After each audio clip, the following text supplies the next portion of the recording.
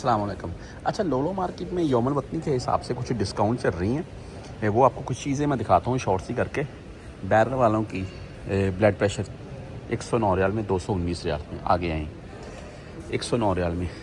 Icon वालों का facial steamer 99 में आगे आए जी। मैं कुछ चीज़ें जो हमारे मतलब की हैं वो आपको दिखाता हूँ मैं।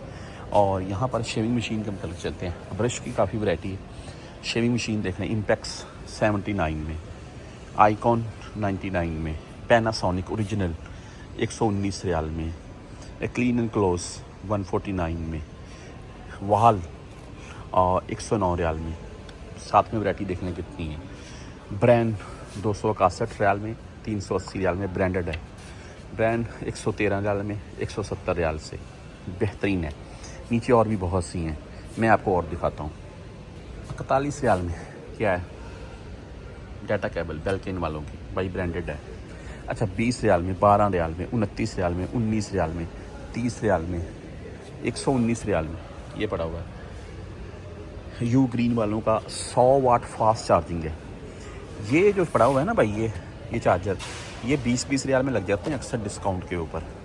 ये 49 रियाल में, 49 रियाल में 2 अडेप्टर, 2 चार्जर है, फास्ट चार्जर हैं और 65 वाट के साथ हैं। आगे देखते हैं।